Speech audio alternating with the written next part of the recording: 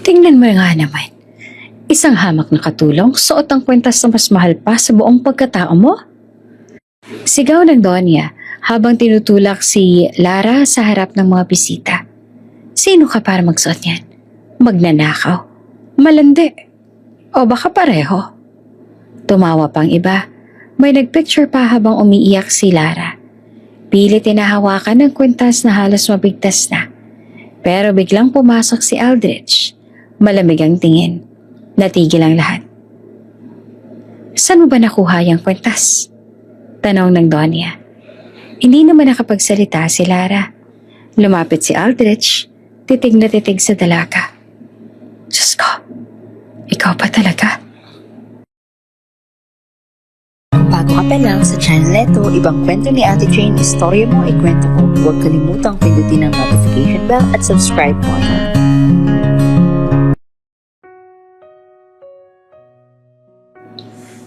Malakas ang buhos ng ulan nang sumabog ang kidlat sa kalapit na puno. Dahilan para mabuwalang poste ng kuryente.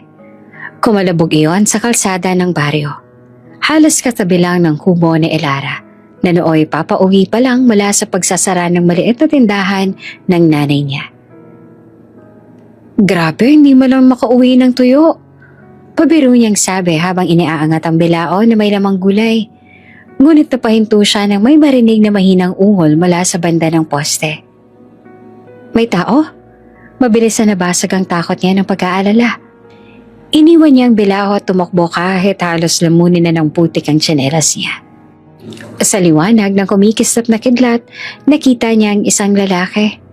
Malaki ang katawan. Duguan ang noo at nakakoat pa. Nakasubsob ito sa putikan. Tila nawala ng malay sa lakas ng bagsak. Hoy! Mister! Sigaw ni Elara. Nanginginig ang kamay habang hinahaplos ang pisngi niya. Huwag ka sanang patay, please. Please naman. Umuwal ang lalaki at bahagyang dumilat. Tulong. Hindi na nagdalawang isip pa si Elara. Kahit mabigat, isinuksok niya ang braso niya sa kilikili nito at pilit nito ang inalalayan. Pasensya ka na kung medyo magaspang ang hata ko ah. Hingal niya habang pilit na binubuhat. Wala tayong choice. Mahaba ang 5 minutong iyon papunta sa kubo. Sa bawat hakbang, parang nadadapa sila. Pero hindi siya tumigil. Kahit kumakabog ang dibdib niya sa takot na baka bumagsak ulit ang ibang poste o umapaw ang ilog. Pagdating sa kubo, agad niyang binuksan ang pinto gamit ang siko at hinila papasok ang lalaki. Dito ka muna ha, huwag kang gagalaw. Sabi niya habang pinapatong ang lalaki sa lumang papag. Umiling ang lalaki, hirap huminga. Anong pangalan mo? Elara. Sagot niya na mabilis na kinuha ang kumot at first aid kit. Ikaw, sino ka? Bago ito makasagot, muling lumakas ang kulog kaya napalapit si Elara para takpan ang tenga niya. Lumapit naman ang lalaki. Tila hinahanap ang init. Masakit ang ulo ko. Bulong nito. Siyempre, natamaan ka ng poste. Pinunasan niya ang dugo gamit ang malinis na tela. At nang maramdaman ang init ng balat ng lalaki, napalunok siya. Baka may lagnat ka dahil sa ulan. Maya-maya dumilat ang mas malinaw ang lalaki. Mapupungay ang mga mata, parang sanay sa pagkontrol ng lahat. Pero ngayon, mahina at umaasa. Ako si Aldrich. Mahina niyang sabi. Napakamot si Elara. Ang sosyal naman ang pangalan mo. Siguro taga Maynila ka. Ngumiti naman ang tipid ang lalaki. Pwede. Habang inaalagaan niya ito, ramdam nilang pareho ang lamig ng gabi. Pumapasok ang hangin sa butas ng dingding. Wala silang ilaw. Kandila lang mula sa altar ng ina ni Elara. Teka, sabi ng babae. Basang-basa ka. Magkakasakit ka lalo. Sandali ha, tatabi ko tong kumot. Kumuha siya ng tuwalya at tumalikod. Magtanggal ka ng basa mong coat. Huwag kang mag-alala, hindi kita titingnan. Tumawa naman si Aldrich ng mahina. Hindi pa naman ako mamamatay para iwan mo agad ako. Napalingon si Elara. Uy, huwag kang magsalita ng ganyan. Sa bahay ko yan narinig, malas yun. Habang tinutuyo niya ang buhok nito, naramdaman niya ang pagtigil ng paghinga ng lalaki. Tumitig ito sa kanya, tahimik, parang may binabasa sa mukha niya. Salamat, Elara. Wala yon, sagot niya naman agad. Tumango para itago ang kaba. Tao ka eh, at may sugat ka. Wala naman akong rason para iwan ka. Ngunit sa totoo lang ramdam niya ang ibang kaba. Hindi lang dahil may sugat ang lalaki sa bahay niya, kundi dahil iba ang presensya nito. Parang hindi sanay sa ganitong simpleng lugar pero hindi rin maarte. Tahimik pero may daladalang bigat. Lumipas ang ilang oras, nag-iba ang tono ng ulan. Hindi na rumaragasa. Nagpahinga ang bagyo. Nakaramdam sila ng katahimikan na kakaiba. Parang silang dalawa lang ang taong nasa mundo. Dahil sa matinding stress at pagkawala ng malay at lagnat, nagsimula siyang magdeliryo. Hindi. Bulong niya, hawak ang braso ni Elara. Umiikot ang paningin niya sa mga anino sa dingding. Napagkamalan niya na naroon ang ina niya at iba pang pamilya ang matagal niya nang iniwan. Mama, huwag mo akong iwan. Napahawak sa Elara sa kamay niya. Aldrich, andito lang ako, hindi kita iiwan. Promise, pahinga ka lang. Ngunit tila naguguluhan si Aldrich. Pinagsama ang kidlat, ulan, at takot sa isip niya. Umiikot siya, nanginginig, at tila hindi alam kung ano ang katotohanan at panaginip. Maya-maya, humina siya, humarap kay Elara, at dahan-dahan lumapat ang kanilang mga labi. Unti-unting bumabalik ang kontrol niya sa sarili. Marahang hinaplos ang pisngi ni Elara at ang huni ng kanilang halinghing ang naririnig. Pagkatapos ng deliryo, dahan-dahang bumangon si Aldrich. Mula sa bulsa ng basa niyang coat, kinuha niya ang isang kwintas, lumang silver chain na may maliit na pendant. Sa'yo na to, sabi niya na nanginginig pero matatag. Napakunot noo si Elara. Ha? Bakit? Hindi ko yung tatanggapin. Mahal yan. Pag-aari ito ng mama ko. Sagot niya na dahan-dahang isinuot sa leeg niya. At ibinibigay ko lang to sa taong gusto ko. Natigilan naman si Elara. Napatingin siya sa kanya, sa seryosong mukha ng lalaking halos mamatay kagabi. Aldrich, hintayin mo ako. Bulong niya. Hahanapin kita. Kahit gaano katagal. Maingay ang ospital nang magising si Aldrich Navarro. Puting kisame, amoy antiseptic, tunog ng monitor. Lahat pamilyar. Pero ang unang salitang lumabas sa bibig niya ay hindi pangalan ng doktor, hindi pangalan ng secretary, hindi kahit pangalan ng kumpanya. Elara, mabilis siyang sinubukang umupo pero sumakit ang sentido niya. Para siyang tinamaan ulit ng poste kagabi. Napahawak siya sa noo habang pilit inaalala kung paano siyang napunta rito. Pumasok ang isang nurse. Sir Navarro, wag po munang gagalaw. Nag-collapse po kayo kahapon dahil sa impact. Luckily, may nakakita sa inyong residente at tumawag ng barangay rescue. Napakunot noo si Aldrich. Residente? Babae ba? Hindi po namin alam sir pagdating po ng rescue, mag-isa na kayong unconscious. Wala pong iniwan na pangalan. Parang may humila sa dibdib niya. May dala ba akong kwentas? Silver chain? May maliit na pendant? Tiningnan siya ng nurse. Wala po kami nakita sir. Ang laman lang ng bulsa ninyo ay wallet at cellphone sir. Sorry po. Para siyang pinagsakan ng malamig na tubig. Wala ang kwentas. Ang huling bagay na iniwan sa kanya ng mama niya at huling bagay na binigay niya kay Elara bago siya mawala ng malay. Pwede bang baka nasa ibang gamit ko? Tanong niya na mahina pero puno ng pag-asa. Umiling naman ng nurse. Nadaanan na po lahat sir pero wala po talagang kwentas eh. Humigpit ang panga ni Aldrich. Hindi dahil sa kwentas mismo, kundi dahil siya ang naglagay noon sa leeg ni Elara. At kung wala yon, ibig sabihin, nasa babae ito. Ibig sabihin, totoo siya. Hindi yun panaginip. Hindi delusyon dahil sa tama ng poste. Si Elara ay totoo. At nawala siya. Ilang oras lang bago dumating ang pamilya niya, pumasok ang ama niya, si Don Severino Navarro, kasamang ilang board members, doktor, at 2 bodyguard. Aldrich, Diyos ko anak ko, ano ka ba naman? Sigaw ng ama, halatang nagpanik kahit sinusubukan pa rin magmukhang composed. Tahimik lamang si Aldrich, nakatingin sa bintana. Nasaan yung babaeng tumulong sa akin? Tanong niya bigla. Hindi mo lang sinagot ang sermon. Nagkatinginan ng mga tao sa kwarto. Anong babae? Tanong ng ama. Yung nagligtas sa akin sa bagyo. Sagot ni Aldrich. Nung bumagsak yung poste, siyang humila sa akin. Siyang nagdala sa akin sa bahay niya. Aldrich, sabi ng doktor habang nag-a-adjust ng chart. Possible na may memory gaps pa kayo dahil sa concussion. Ngunit dinala kayong nag-iisa dito. Oo nga, dagdag naman ng ama. Anak, baka akala mo lang ay may kasama ka. No? Bumaling siya sa kanila. Malamig ang boses. May babae. Her name is Elara. Tahimik ang lahat. Matalim ang tingin ni Aldrich. Hindi siya nagbibiro. Hindi siya nag-i-imagine.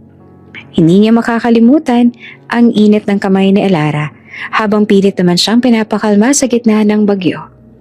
Hindi niya makakalimutan ang titig nitong parang kaya siyang intindihin kahit bisita lang siya sa mundo nito. At higit sa lahat, hindi niya makakalimutan ang pakiramdam nang isinabit niya sa leeg nito ang kwentas ng mama niya. Find her. Utos niya sa 2 bodyguard. She lives somewhere near the barangay road. Hanapin ninyo ang kubo. May butas ang bubong. May altar na may isang kandila. Umiling ang ama. Aldrich, tama na muna. Magpahinga ka. We'll ask around, okay? But calm down, please. Pero hindi siya mapakali. Hindi siya naniniwala. Nang solo niya na ang kwarto, paulit-ulit niyang binabalikan ang huling sandali. Ang pagkapit na Elara sa kamay niya. Ang pagngiti nito. Ang pangakong hindi naman binibigkas ang malakas pero ramdam niya. Hinahanap din kita. Iyon ang naramdaman niyang sinasabi ng mga mata nito. Pero ngayon, wala. Blanco. Tahimik na parang hindi ito kailanman nag-exist. Paglabas niya ng ospital makalipas ang 2 araw, hindi na siya naghintay sa driver o guard. Tumakas siya mula sa VIP exit at kumuha ng taxi. Nakapatulog pa, dala ang cellphone at sling bag lang. Sa barangay road papuntang San Isidro, sabi niya sa driver. Bilisan mo. Habang bumabiyahe sila, sunod-sunod ang tanong sa ulo niya. Bakit niya iniwan si Aldrich sa ospital? Natatakot ba siya? Bakit hindi nagpakilala sa rescue? At bakit wala na ang kwentas? Ibig sabihin, totoo siya. Gusto niyang maging galit, pero hindi niya magawa. Mas nangingibabaw ang kaba na baka hindi niya ito mahanap muli. Pagdating sa lugar, bumaba siya kahit umaambon pa. Namumutla ang mga tao sa paligid dahil sa nangyaring bagyo. Ang bahay na nawasak, ang puno na natumba. Lumapit siya sa isang matandang babae. Nay, may kilala po ba kayong Elara? May kubo po siyang maliit, malapit po dito. Umiling ang matanda. Marami akong kilalang Elisa, Elvira, Lala. Pero Elara, wala akong narinig na ganyan, iho. Sunod ay nakausap niya ang mga kabataan, mga naglilinis at isang barangay tanod. Lahat, wala. Parang hindi talaga nag-e-exist ang babae. Sigurado po kayo? Tanong niya ulit sa tanod. May nadaanan kayong kubo, yung manipis ng dingding, may altar sa loob. Wala po sir sagot ng tanod. Na-survey na rin namin ang buong lugar dahil sa pinsala. Wala po talagang ganyang bahay. Napatigil si Aldrich. Hindi pwede. Hindi pwede siyang magkamali siya. Tumakbo siya papunta sa direksyon na naalala niya hanggang sa makita niyang bakas ng lumang estruktura sa lupa. May mga sirang kahoy, may natabunang paso, May peraso ng tela ng kurtina at sa gitna ng lahat, may maliit na basag na frame ng larawan. Pinulot niya. Larawan niyo ng isang babae at matandang babae. Magkahawak kamay sa harap ng bukirin. Pero wala itong pangalan. Kung ito ang bahay niya, bulong niya. Bakit parang nalaman ng bagyo ang lahat? Umupo siya sa putik, hawak ang frame. Sa unang pagkakataon, mula pagkabata may naramdaman siyang hindi niya alam kung galit ba, o lungkot, o takot. Pero tiyak niya, hindi niya kayang tanggapin na dito na nagtatapos ang paghahanap niya. Kinagabihan, bumalik siya sa Maynila. Tahimik, pagod, pero hindi sumusuko. Sa kondo niya, kinuha niya ang isang lumang kahon na pag-aari ng mama niya. May sulat doon. Kapag binigay mo ang kwentas na to, siguraduhin mo ang binibigay mo ang puso mo. Napahawak siya sa dibdib. Tama ka, ma. Bulong niya. Kaya ko siyang hanapin, kahit ilang taon. At sa unang gabing mag-isa muli si Aldrich, may katahimikan na hindi komportable. Parang puwang na siya mismo ang gumawa. Isang gabi lang silang nagkasama ni Elara. Isang gabi sa gitna ng bagyo. Pero may iniwan itong hindi niya mabura. Mula sa gabing iyon, nagsimula ang isang panghabang buhay na takbuhan. Isang lalaki na hindi makalimot at isang babaeng parang wala na hindi na muling nakita. Makalipas ang isang taon, malayo na si Elara sa kanyang maliit na baryo. Ang payak na buhay sa probinsya ay napalitan ng mabilis at magulong lungsod. Dahil sa sunod-sunod na problema, pagkawala ng trabaho ng nanay, utang at pangangailangan, napilitan siyang mangibang lugar para maghanap ng mas maayos na buhay. Habang naglalakad sa makitid na kalye, bitbit ang maliit niyang bag, napapaisip siya. Sana, may trabaho na agad. Hindi ko na kayang umasa sa probinsya. Bulong niya sa sarili. Kahit maraming pagpipilian sa lungsod, tila lahat ay may mataas ang kompetisyon at pakiramdam niya, ang swerte ay tila laging palayo. Pagkalipas ng ilang linggo ng pangangamusta at pagsusumite ng aplikasyon, natanggap siya sa isang simpleng mensahe. Navarro Mansion, bagong katulong. Report bukas 7 a.m. Dress code, simpleng uniforme. Hindi siya makapaniwala. Mansion? Sino kaya ang amo? At bakit kailangan agad mag-report? Ngunit wala siyang ibang pagpipilian. Pinilit niyang huminga ng malalim at hinanda ang sarili. Kinabukasan, bago mag-alas 7, nakatayo na siya sa harap ng malaking bakod ng Navarro Mansion. Napakalaki ng bakuran. May fountain sa gitna at malalapad na bintana. Napabuntong hininga si Elara. Kung ganito pala ang buhay sa Maynila, ibang klase talaga. Pagpasok niya, sinalubong siya ng head housemaid, si Severina. Kilala sa pagiging mahigpit at walang palya sa disiplina. Bagong katulong, yan ang listahan ng mga gagawin mo. Mahigpit niyang sabi habang iniaabot ang notebook at sinusuri ang suot na Elara. Bawal ang palya. Sundin mo lahat ng instruction ko. Naiintindihan mo? Opo, sagot naman ni Elara, bahagyang kinakabahan. Good. Una, linisin mo ang mga sahig at pintana. Ang mga tanim sa garden. Si Tubrick na ang bahala. Huwag kang lalapit sa library o study room hanggang hindi ka pinapa. Tumango si Elara at agad na naglakad sa malawak na koridor. Habang nagwawalis siya, ramdam niya ang bigat ng silid at katahimikan sa mansyon. Para bang may mga mata sa bawat sulok, nakatingin niyon sa kanya. Kahit malaki ang bakuran, parang tahimik na tahimik. Lumipas ang ilang oras habang nag-aayos ang dining room at naglilinis sa mga antigong kagamitan. Napansin niyang may ilang malalaking silid sa dulo ng mansyon na nakasara. Sa bawat pintuan, tila may kakaibang aura. Parang may nagmamasid sa kanya. Nang minsang dumaan siya sa study room, naramdaman niya ang malamig na hangin na pumasok sa butas ng bintana. At muntik na siyang manginig. Ano kayang laman ng silid na yon? Bakit bawal? Bulong niya sa sarili. Ngunit agad niyang sinugpo ang kuryosidad. Hindi siya pwedeng makagawa ng mali sa unang linggo. Sa tanghali, nagdala si Elara ng pagkain para sa mga house staff. Habang nag-uusap sila, narinig niya ang mga bulong ng ibang katulong tungkol sa amo. Ang amo, hindi basta-bastang nakikita. Sabi ni Griselda, ang matandang katulong.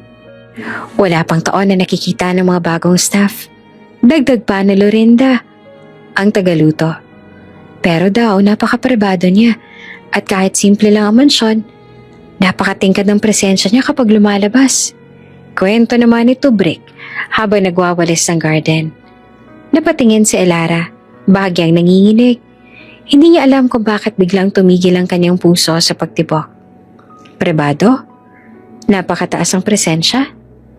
Parang may kakaibang misteryo ang taong to. Lumipas ang ilang araw, nasasanay na siya sa routine. Paglilinis, paghahandaan ng pagkain, pag-aalaga sa mga tanim, at pagsunod sa bawat utos ni Severina. Ngunit sa bawat pagkakataon na gumagalaw siya sa mansyon, ramdam niya ang kakaibang tensyon sa paligid. Parang may nakatingin, kahit walang nakikita. Isang gabi, habang nag-aayos sa mga kortina sa malaking sala, nakaramdam siya ng bahagyang kaba. Ang chandelier ay nag-iilaw sa buong silid, at ang mga anino ay kumikilos sa dingding. Napapansin niyang may isang pintuan sa dulo ng koridor na tila palaging nakasarado.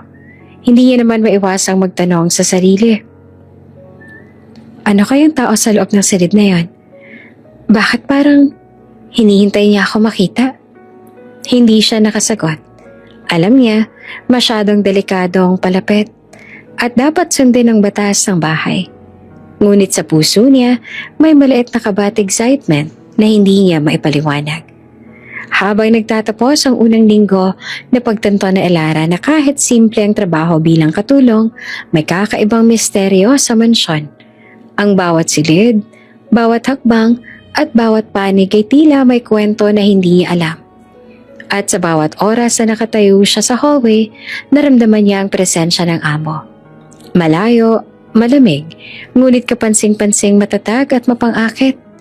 Hindi pa niya nakikita si Aldrich Navarro, ngunit ramdam niya ang bigat ng kanyang aura sa buong bahay. Sa isang sulok ng isip niya, alam niyang may kaganapan sa hinaharap. Isang pagkikita na magbabago sa takbo ng kanyang buhay sa mansyon. Ang bagong yugto sa buhay ni Elara ay nagsimula. Ang mansyon ay tahimik, malawak at mapang-akit. Makalipas ang isang taon mula ng gabing nagligtas si Elara kay Aldrich sa Bagyo, muli siyang nakarating sa Navarro Mansion. Ngunit sa pagkakataong ito, hindi bilang isang estranghera, kundi bilang bagong katulong. 6:00 ng umaga bago mag-alas 7, abala si Elara sa paglilinis ng malaking sofa. Ang mga sinag ng araw ay dumadampi sa malalapad na bintana. Gumagapang sa mga antigong muebles at chandelier. Tahimik ang mansyon. Halos marinig lamang niya ang tunog ng walis at hininga niya habang naglalakad sa mahahabang koridor. Habang nag-aayos siya ng mga unan sa sofa, naramdaman niya ang biglang katahimikan. Para bang huminto ang oras. Napalingon siya at muntik nang mahulog ang kamay sa unan. Sa dulo ng sala nakatayo si Aldrich Navarro. Matangkad, matikas, at tila hindi niya alintana ang lahat sa paligid. Ngunit nang tumingin siya kay Elara, napahinto ang mundo niya. Imposible. Bulong niya sa sarili na halos hindi marinig ng sino man. Hindi niya maalala ang mukha ni Elara mula sa gabing yon.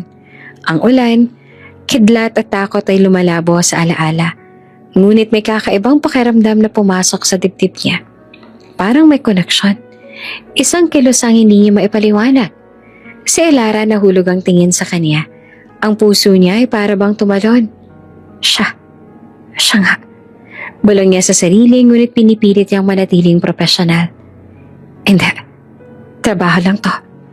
Hindi pwedeng damdamin ko. Lumapit si Aldrich sa sala. Ang bawat hakbang ay parang tunog ng malalaki at malalakas na relo sa katahimikan. Hindi niya alam kung bakit ang mga mata niya ay hindi makalayo kay Elara. Bagong katulong? Malamig ang tinig niya, malinaw at maingat. Opo, sir.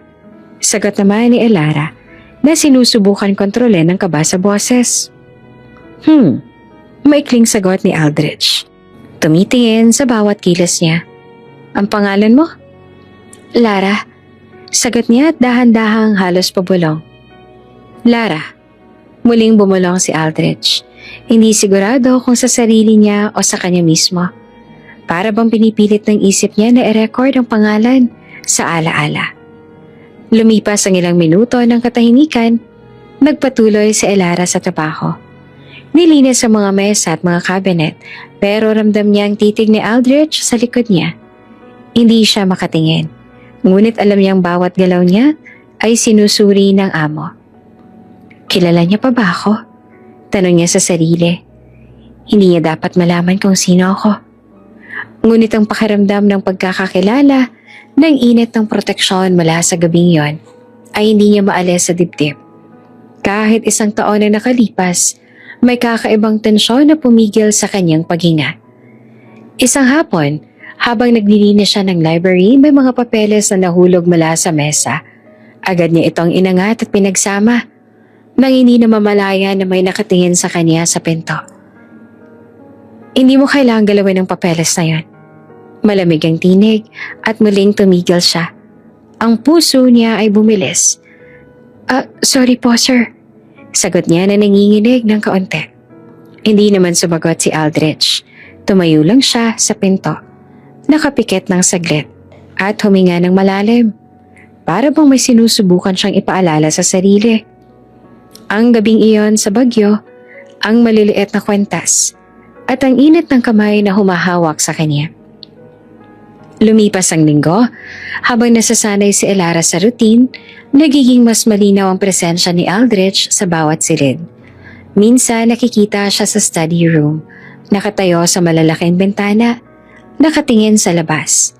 Parang may iniisip na malalim, ngunit hindi niya alam kung ano.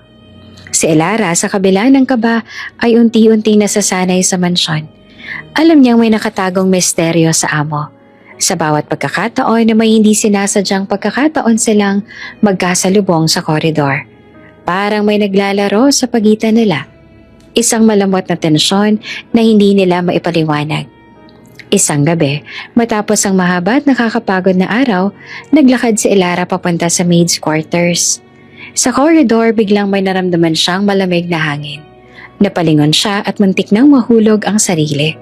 Si Aldrich nakatayo sa dulo ng hallway, tila nagmamasid sa kanya nang hindi niya napapansin. Hindi siya naglakad papalapit, nakatayo lang siya sa dilim ng hallway at sa isang sandali, nagtagpo ang kanilang mga mata. Hindi nila kailangang magsalita. Ang bawat tingin ay punong-puno ng tensyon. Mga damdaming pareho nilang naramdaman, ngunit hindi nila matatanggap. Para bang parehong naiisip? Kilala kita, kahit hindi mo sabihin. Si Elara ay napapikit, pilit kinokontrol ang sarili. Trabaho lang ito, trabaho lang. Bulong niya sa sarili, ngunit sa puso niya may kakaibang kaba at excitement na hindi niya maipaliwanag.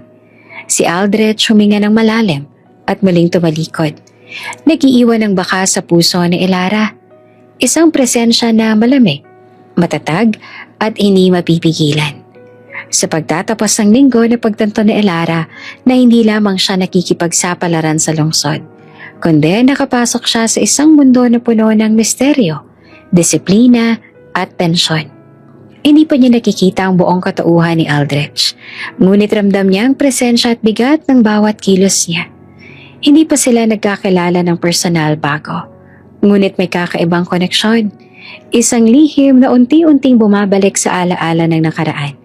Isang gabing hindi malilimutan. Ang mansyon ay tahimik at puno ng mga lihim at sa bawat takbang ni Elara sa hallway, sa bawat alon ng hangin sa malaking bintana, naramdaman niya ang presensya ng amo na sa lalim ng kanyang alaala ay tila may kilala na siya kahit hindi pa malinaw kung bakit. Isang hapon habang abala si Elara sa paglilinis ng sala, napansin ni Aldrich Navarro ang isang pamilyar na tanawin. Sa liwanag ng hapon, nakikita niya ang maliit na silver na kwentas na nakasabit sa leeg ng bagong katulong. Tahimik siyang tumayo sa study room. Nakatayo sa likod ng pinto, at pinagmamasa ng bawat kilos ni Elara. Hindi siya agad lumapit. Pilit niyang kinokontrol ang sarili. Baka peke lang to. O baka pareho lang. Bulong niya sa isip. Hindi naman niya maiwasang ikumpara ang damdamin na bumabalik sa alaala. Ang gabi ng bagyo, ang basang buhok, at ang init ng kamay na humawak sa kanya. Ngunit hindi malinaw ang mukha sa kanyang memorya. Mula sa study room, bawat galaw ni Elara ay para bang nakahimok sa kanyang alaala. Napapansin niya ang paraan ng pag-aalaga nito sa mga muebles, ang mahinahong pagbukas ng mga kortina, at kahit ang malumanay na tinig habang nakikipag-usap sa iba pang katulong. Para bang parehong boses. Bulong niya, at ang damdamin niya ay naghalo kakaibang kilig at pag-aalinlangan. Habang nagwawala si Elara sa malawak na sala, napapansin ni Aldrich ang maliit na kilos. Ang paraan ng pag-ikot ng ulo, ang bahagyang pagkorba ng katawan habang bumababa sa hagdan, at ang natural na lambing kapag nakikipag-usap kay Severina. Ibang pakaramdam ko. Parang kilala ko na siya. Ngunit iniwasan ni Elara si Aldrich na aksidenteng makita siya sa study room. Sa halip na lumapit o tumingin, dahan-dahan siyang tumalikod. Patuloy ang trabaho. Ayaw niya akong tignan. Mahina niyang bulong sa sarili. Bakit kaya? Lumipas ang ilang araw at unti-unting sinimula ni Aldrich ang kanyang silent observation. Sa bawat hakbang nakatayo siya sa likod ng pinto. Sa balcony o sa mismong study room, tinutukoy niya ang bawat galaw na Elara. Sinusuri ang bawat ekspresyon na tono ng boses. Napansin niya na kahit simple at tahimik ang dalaga, may kakaibang aura na pumapaligid sa kanya. Parang may lambing at init sa presensya nito na hindi niya natagpuan sa iba pang katulong o kahit sa mga taong nakapaligid sa mansyon. Hindi lang ito coincidence. Bulong niya sa sarili. Hindi pwede. Baka peke lang talagang kwentas. Ngunit kahit iniisip niya na peke, hindi niya maalis sa isip ang kakaibang kilig sa puso niya sa bawat pagkakataon na nakikita niya sa Elara. Isang hapon, habang nag-aayos sa mga libro sa library, narinig niya ang mahinahong bulong ni Elara sa sarili. Trabaho lang ito. Napahinto si Aldrich na parang tinamaan ng salitang iyon. Parang naririnig niya ang gabing iyon sa bagyo. Ang parehong tono ng boses, parehong lambing, parehong tibok ng puso na pilit niyang tinatago. Sa kabila ng kanyang panghihina at pagkagulat, pinilit niyang huwag lumapit. Hindi ko pwedeng ipakita sa sarili ko. Baka nagkakamali lang ako. Bulong niya. Sa loob ng mansyon, bawat sandali na nakikita niya si Elara ay nagdudulot ng halo ng emosyon. Pag-aalinlangan, pagkakakilala at unti-unting pag-uusisa. Napapansin niya ang maliit na detalye. Ang paraan ng pagwawalis ni Elara sa sahig na parang may ritmo na hindi pangkaraniwan. Ang paraan ng pagtimpla ng tsaa o kape para sa ibang katulong. Puno ng lambing at pag-iingat. Ang dahan-dahang pag-aayos ng kanyang buhok tuwing nagtatapos ng trabaho. Parang bawat kilos ay nagbibigay ng clue sa kanya. Ngunit hindi pa rin malinaw ang kabuoang katotohanan. Isang gabi, habang naglalakad si Elara papunta sa maid's quarters, naramdaman ni Aldrich ang kakaibang kaba. Dahan-dahan siyang sumunod sa hallway. Pinapanood ang bawat takbang ng dalaga. Hindi niya alam kung anong pipigil sa kanya. Ang pag-iingat sa misteryo o ang takot na baka mali ang hinala niya. Lumapit siya sa isang sulok ng hallway, tahimik na nagmamasid. Sa bawat paghinga ni Elara, para bang bumabalik ang alaala ng gabing bagyo. Ang basang buhok, ang init ng kamay at ang kwentas na ipinasa niya noon. Ito na ba? Ito na ba ang taong yon? Tanong niya sa sarili. Ngunit kahit ramdam niya ang koneksyon, napapansin niyang may pag-iingat si Elara. Palagi siyang umiiwas sa kanyang tingin. Hindi nagkakaroon ng matagalang eye contact at pinipilit na maging profesional. Napabuntong hininga si Aldrich. Bakit siya umiiwas sa akin? Bulong niya. Hindi ko alam. Baka iniisip niya na paalis siya sa trabaho o masira ang buhay niya. pero hindi ko rin kayang iwanang hindi ko alamin. Mula sa study room, pinanood niya si Elara hanggang sa mawala ang liwanag sa hallway. Sa puso niya, may halo ng tensyon, curiosity at kakaibang pagkilala. Alam niya na may isang lihim na nag-uugnay sa kanila. Isang bagay na kahit hindi pa malinaw, hindi niya pwedeng kalimutan. Sa pagtatapos ng araw, nakaupo si Aldrich sa kanyang study room. Tinitingnan ang kwenta sa naiisip niyang pareho sa nakita niya noon. Hindi pa malinaw kung tunay na si Elara nga ayon. Ngunit ramdam niya ang dalaga ay hindi ordinaryo at may kakaibang koneksyon na hindi niya maipaliwanag. Habang lumalalim ang gabi, napagpasyahan niyang hindi magpapadala agad sa emosyon. Obserbahan ko muna siya. Walang pagmamadali. Kapag sigurado na ako, saka ako lalapitan.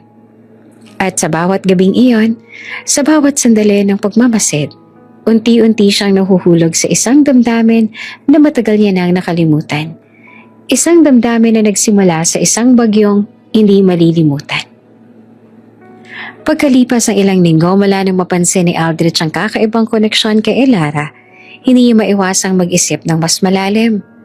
Ang kwentas, ang boses, ang kilos ng dalaga, lahat ay may pahiwatig na hindi basta ordinaryo ang bagong katulong.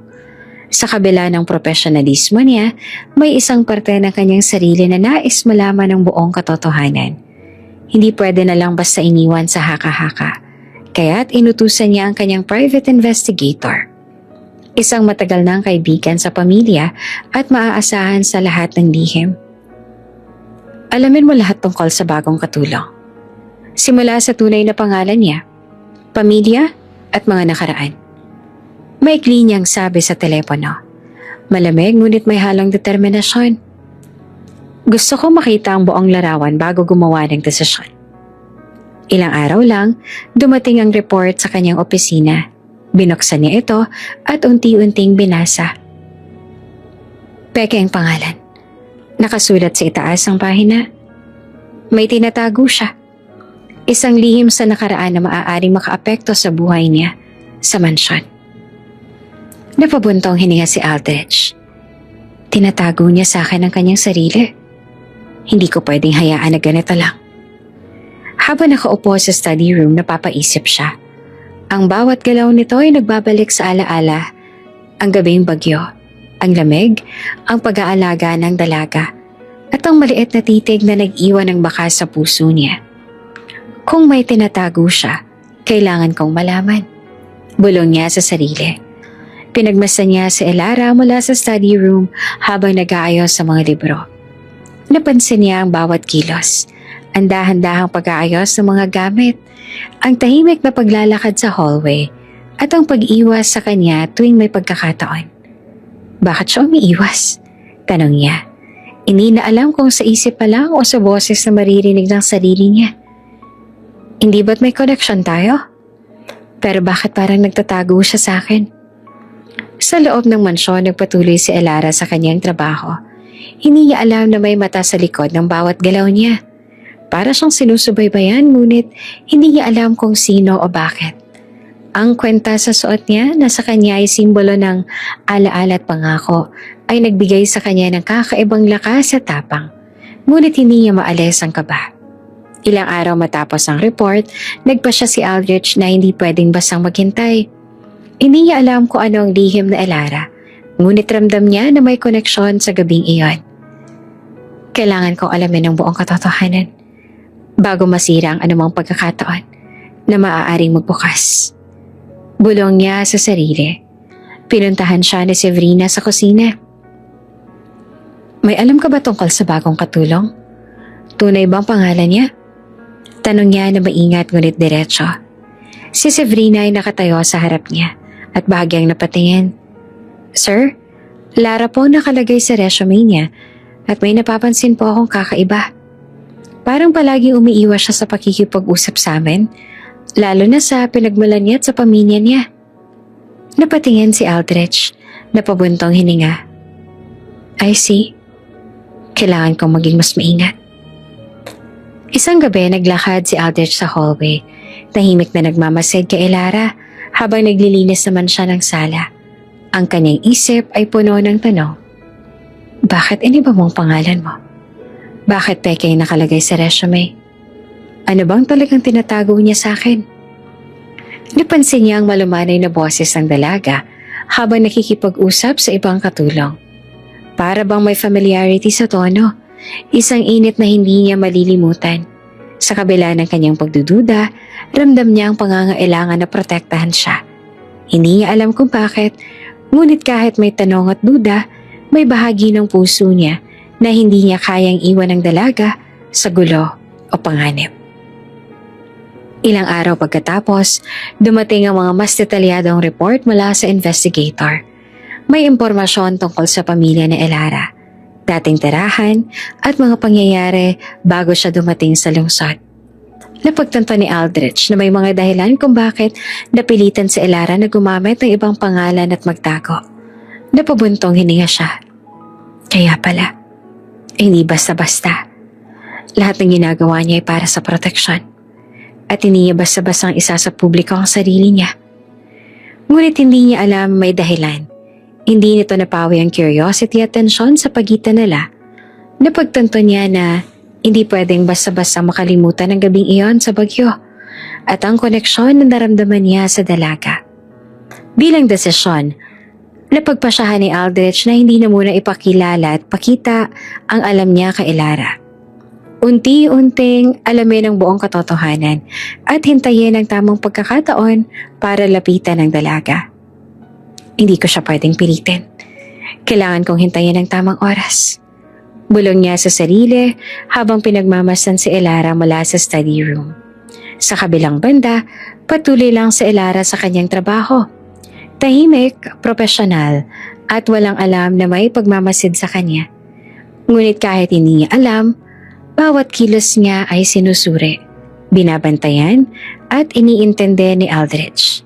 Sa loob ng ilang linggo, unti-unting lumilinaw sa isip ni Aldrich ang katotohanan.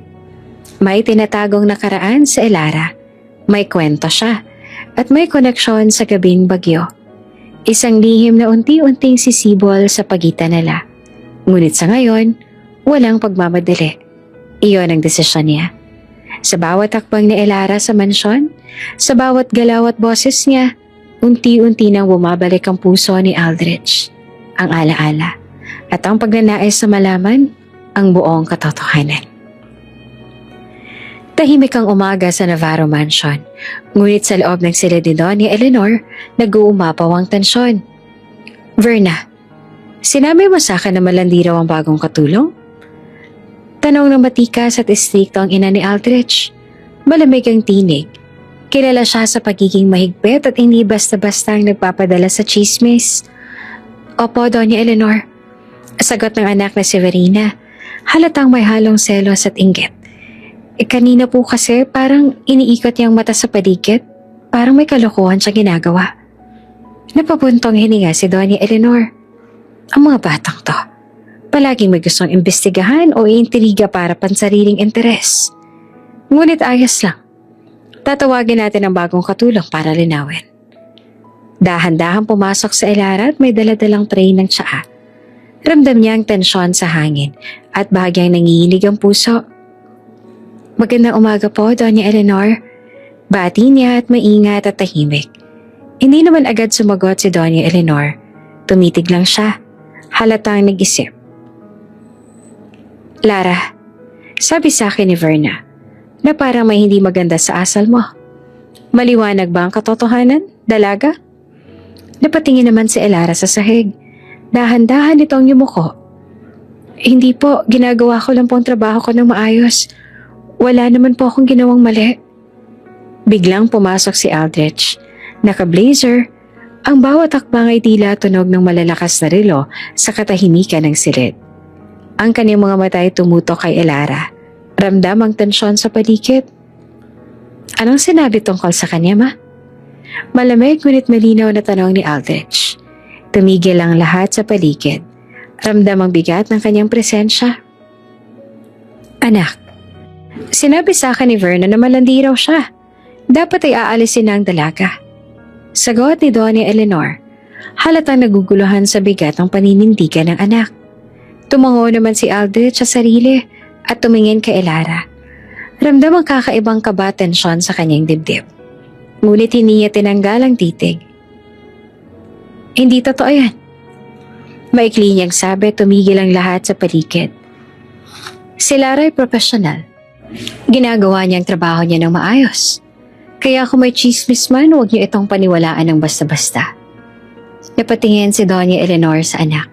Halatang nagulat sa bigat ng paninindigan nito. Aldrich, sigurado ka ba? Dalaga lang siya at bagong katulong pa lamang pero sinasabi mo ng ganito?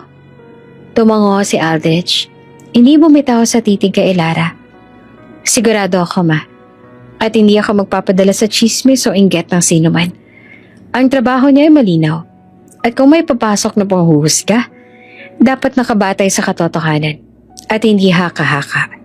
Si Verna naman na nakatayo sa gilid na patingin sa binata. Halatang nagulat at natakot. Hindi niya inaasahan ang ganitong paninindigan ni Aldrich. Malakas, matikas at walang palya. Lara, huwag ka mag-aalala. Bulong niya sa dalaga habang lumalapit ng kaunti. Hindi kita hahayang ipagkanulo ng kahit sino dito. Napangiti si Elara ng bahagya. Ramdam ang laki ng proteksyon mula kay Aldrich. Kahit medyo nanginginig pa rin siya, may pakiramdam ng seguridad sa tabi ng lalaki. Tumayo si Doña Eleanor. Hinalikan ng kanyang labi. Napansin ko, may paninindigan ka. Anak, kung sa tingin mo ay tama ang ginagawa mo, hindi ko ipagkakait ang opinyon mo. Ngunit tandaan mo, sa mansyon na to, may panuntunan. Lahat ay dapat igalang at walang manggagalaw nang hindi nararapat. Tumango naman si Aldrich. Naiintindihan ko, ma. Ngunit ito ang tamang desisyon. Hindi ko hahayaan ang sino man na malagay sa alanganin si Lara nang dahil sa inggit o maling akala. Pagkatapos ng maikling katahimikan, tumayo si Elara at maingat na yumuko. Salamat po, sir. Mahinang sabi niya. Halatang nanginginig pa rin ang boses. Ngunit ramdam niya ang kalakasan at proteksyon mula kay Aldrich. Si Aldrich naman nakatayo sa harap niya, bahagyang ngumiti ng tipid. Wala kang dapat ipag-alala. Gagawin ko ang lahat para protektahan ka sa mansyon na to. Napangiti naman si Elara. Kahit bahagya lang, para bang may matatag na pader na bumabalot sa kanya mula sa anumang panganib. Isang pader na nagmumula sa taong hindi niya lubos na maintindihan. Ngunit ramdam niya ang alaga. Habang lumalabas sila sa silid, napansin ni Aldrich si Verna na nakatitig sa kanya. Sana, may natutunan ka.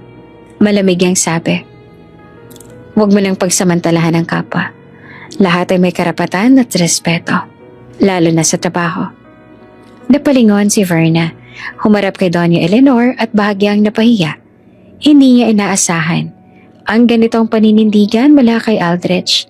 Malakas, matikas at walang palya. Paglabas ng silid, naglakad si Elara sa hallway. Tahimik habang iniisip ang nangyari. Ang kanyang puso ay mabilis pa rin kumabog. Hindi dahil sa takot, kundi dahil sa kakaibang pakiramdam ng proteksyon at koneksyon na naramdaman niya mula kay Aldrich. Sa tabi niya nakatayo si Aldrich. Tahimik ngunit ramdam ang presensya niya. Hindi siya nagsasalita, ngunit ang mata ay nakatuon sa bawat galaw na Elara. Para bang iniingatan siya, pinapanatiling ligtas kahit wala pang kailangang aksyon. Sa gabi, habang nag-iisa si Elara sa maid's quarters, naalala niya ang sinabi ni Aldrich. Poprotektahan niya ako, kahit hindi pa malinaw kung bakit. Napangiti siya ng bahagya. Kahit may panganib at intriga sa paligid, ramdam niya na sa mansyon na to may isang tao na hindi lang basta-bastang iiwan siya sa gulo. Ang mansyon ay tahimik pagkatapos ng insidente. Ngunit sa loob, ramdam na ramdam ang tensyon. Isang paalala na kahit sa isang lugar na puno ng yaman at katahimikan, may mga mata at puso na laging nagbabantay, handang ipaglaban ang tama. Sa puso ni Elara, may halo ng kaba at saya. Sa puso ni Aldrich, may lalong pagtitibay ng paninindigan. Isang desisyon na ipinagtanggol niya ang dalaga, hindi dahil sa chismis o opinyon ng iba, kundi dahil sa damdamin at pakiramdam na hindi niya may paliwanag. Tahimik ang gabi sa Navarro Mansion. Ang lamig ng hangin ay sumasayaw sa malaking kortina ng sala. Sa kabila ng katahimikan, ang chandelier sa kisame dahan-dahang nanginginig. Hindi niya alam na ilang butil na lang ng bakal ang humihiwalay sa isang aksidente. Si Elara ay nag-aayos sa mga lumang gamit sa sala, tahimik sa kanyang gawain. Sa tabi niya nakatayo si Aldrich, nakatingin sa dokumento na tila hindi natatapos ang trabaho. Hindi nila alam na ang maliit na pag-uga sa kisame ay magiging simula ng isang gabi na hindi nila malilimutan. Biglang bumagsak ang chandelier. Napakataas ang tunog ng bakal na dumapo sa sahig at nagulantang silang dalawa. Si Instinct tinulak na Elara si Aldrich palabas ang direksyon ng pagbagsak. Napasigaw siya. Nanginginig ang katawan sa takot. Ang chandelier ay tumama sa sahig sa loob lamang ng ilang segundo. Si Aldrich na natumba sa sahig ngunit ligtas ay nagulat sa kilos ng dalaga. Tumingin siya sa kanya. Ang puso niya ay mabilis pa rin kumabog at ramdam niya ang init mula sa biglaang aksyon ni Elara. Nakaligtas ka, biglang sabi ni Elara at hawak ang braso ni Aldrich. Halatang gulat at takot ang pumuno sa kanyang boses. Si Elara nanginginig pa rin. Tumayo at bahagyang napalingon sa chandelier. Sir, delikado. Mahina niyang sabi. Humihinga ng malalim.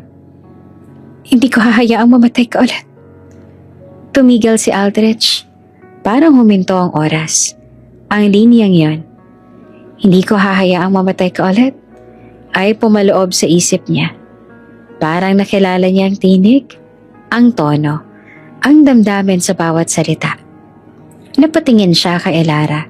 Tumigil ng matatag. Unti-unting lumalim ang kanyang tanong sa sarili. Ito nga bang babaeng nakatulong sa akin noong bagyo? Lara? Bulong niya ng dahan-dahan at bahagyang nanginig ang boses.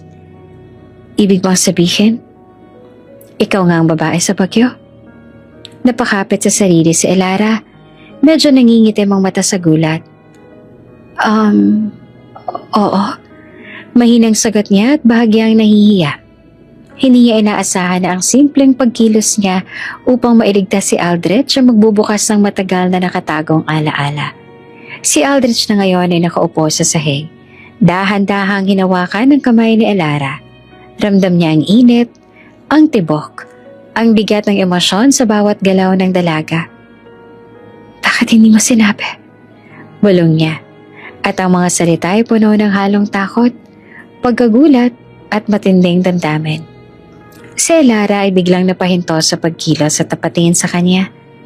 Sir, hindi ko rin po inakala na mauuwi sa ganito ang gabi at magkikita po tayo sa ganitong paraan. Ngunit ramdam niya ang tensyon sa pagitan nila. Isang halo ng kaba, excitement at kakaibang koneksyon na parang may matagal na silang pinagsaluhan ngunit hindi pa alam. Tumayo si Aldrich at dahan-dahang humarap kay Elara. Naaalala ko ang gabi ng bagyo. At ngayon, ikaw ang nasa harap ko. Hindi ko maisip na andito ka talaga. At totoo ka sa tabi ko. Akala ko imagination ko lang ang gabi ng bagyo. Napangiti naman si Elara at bagay nahihiya. Sir, hindi ko nga rin po maintindihan basta instinct ko lang po na tulungan kayo. Si Aldrich naman hindi makapaniwala sa sarili. Parang bumalik sa alaala niya ang bawat detalye ng bagyo. Ang ulan, ang takot, ang init ng kamay na humawak sa kanya, at ang dami ng puso na nagsabi sa kanya na hindi siya iiwan. Naalala mo ba ang kwintas? Tanong ni Aldrich at dahan-dahang inilapit ang kamay sa kanyang dibdib. Ang binigay ko sa'yo ng gabing yan. Napatingin sa Elara sa maliit na pendant na kumikinang sa liwanag ng chandelier. Oo, sir. Naiintindihan ko po. Iningatan ko po ito. Tumango naman si Aldrich. Iyon ang dahilan kung bakit hindi kita makalimutan. Hindi kita hahayaan na mawalang muli. Dumampi ang kanyang init ng damdamin ni Aldrich. Hindi niya na ito maipaliwanag. Ang takot, ang kaba, ang damdaming unti-unting lumalalim. Nakakatakot po. Ang dami po nang nangyari. Bulong ni Elara. Pero salamat po, sir, sa lahat. Ngunit bago pa man siya makapagpatuloy, dahan-dahang hinawakan ni Aldrich ang kanyang braso. Hindi ko hahayaang masaktan ka ko ulit. Hindi sa harap ko. Hindi kailanman. Napatingin si Elara sa kanyang mata. Sa sandaling iyon, ramdam nila ang bigat ng nakaraan, ng pangako at ng bagong simula. Para bang ang aksidente ng chandelier ay nagbukas ng isang pinto. Isang pinto na magpapaalala sa kanila ng gabi nang hindi malilimutan. Sa labas ng sala, bumagsak ang ulan sa bintana. Ngunit sa loob, ang hangin ay punong-puno ng tensyon, emosyon at hindi maipaliwanag na koneksyon. Tahimik ang sala ng Navarro Mansion.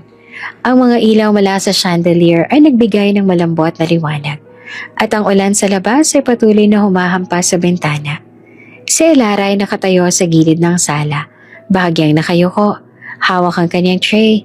Si Aldrich ay kaharap sa kanya. Ang mga mata ay puno ng emosyon, halo ng pagkagulat, pag-aalala at matinding damdamin. Elara, simula ni Aldrich ang dahan-dahan, tila nangangailangan ng katotohanan sa bawat salita. Hindi ko maalis sa isip ko ang nangyari kagabi. Ang aksidente. Ang sinabi mo. Napalingon si Elara sa kanya. Nangingitim ang mga mata. Sir, hindi po tayo magka-level. Hindi po ako nararapat sa inyo. Mahinang sabi niya, may halong kaba at pagtanggi. Tumayo si Aldrich ng mas malapit. Pinipigil ang sarili na hindi sumigaw sa emosyon. Elara, hindi ito tungkol sa level o estado. Tungkol ito sa kung sino ka at kung paano mo ko iniligtas noon. Napalingon si Elara, bahagyang napangiti, ngunit nanginginig pa rin ang mga kamay niya. Sir, hindi ko po kayo kilala ng ganap at hindi po ako handa. Si Aldrich na bahagyang na-frustrate ngunit dahan-dahan ay tumayo sa harap niya. Hindi nagpadala sa galit o pagkabigo.